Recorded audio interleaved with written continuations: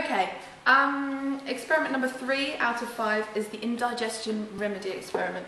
The point of this one, students investigate the effectiveness of different indigestion remedies. So if you had indigestion, you would have too much hydrochloric acid in your stomach, alright? Hydrochloric acid in excess, and that would hurt, obviously.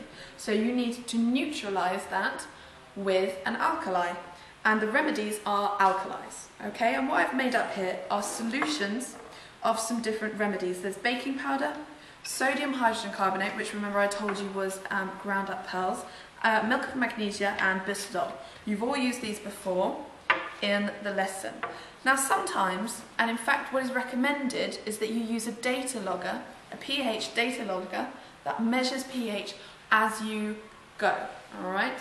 And that would give you results over time. So you'd see how fast the pH is changing. Because remember, a good neutralizer, let's say milk of magnesia, a good neutralizer would neutralize the pH really fast, take your pain away, and take away some of your hydrochloric acid.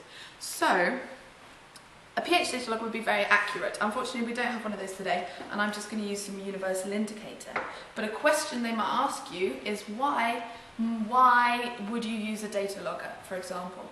And to those kind of questions, normally the answer is to increase accuracy, or to measure it over time, or something like that, alright? But anyway, here we have solutions. You don't have to do this. In fact, many of these in the lesson didn't put them into solutions. You just put hydrochloric acid straight in to the remedies, but I'm going to put it into solution because I'm a bit neater. Now the bisodol, as you remember, was in pill form, and it was very important for you to grind it up. And this is to increase the surface area of that so that the reaction occurs. Now let's pop it in there. You would obviously be weighing these out, which I obviously did. Weighed them out very carefully as a control variable. You'd also be measuring the amount of water that you use to make the solution. You'd also be using distilled water. It's also very important so that you know that there is only water in there. Okay, so there are all our solutions.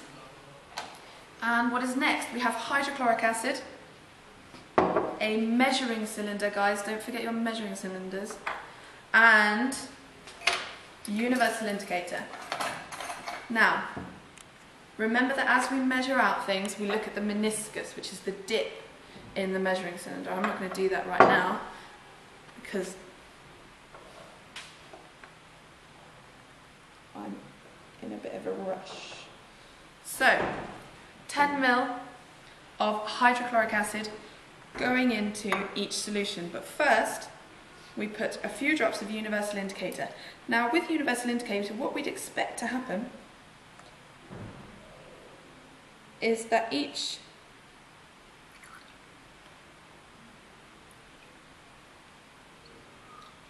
of these would be alkali, alright? So universal indicator should definitely not be green. It should be a nice purple, just like that one. So we might have to add a little bit more with some of these, okay? A bit more sodium hydrogen carbonate.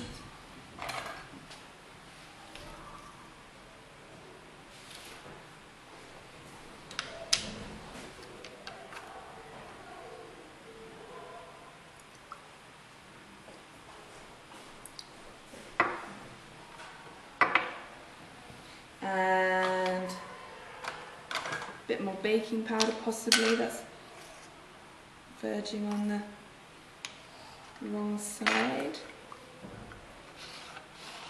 Oh, that's going acid. That doesn't make sense. Oh. And the bisodol. Actually, bisodol's not too bad. Alright, so you would assume, let's just ignore these for a while, you would assume that they would be alkali, alright? And we would pour out the hydrochloric acid, and you can see there is a lovely colour change. It's gone red. It has neutralised your solution, okay? And now it's gone green. perfectly neutral. So milk of magnesia has been an excellent neutraliser in this case. The things that they would ask you for this are to do with the salts being produced. You really need to know your equations on these ones. Remember, hydrochloric acid forms chloride salt, okay? And nitric acid forms a nitrate salt, and sulfuric acid forms a sulfate salt. They're really, really important things in neutralisation. I would suggest that you look at this one. This hasn't been a great example of it. You did a much, much better one, and you should know the improvements to your experiment from your controlled assessment, okay? Now, remember, when we're increasing accuracy, you might want to suggest a pH data logger. You might want to suggest measuring the carbon dioxide production, which I haven't done at all, okay? So this one hasn't been a brilliant experiment, but it's just to remind you of all the things you did with indigestion beforehand. All right, there you go.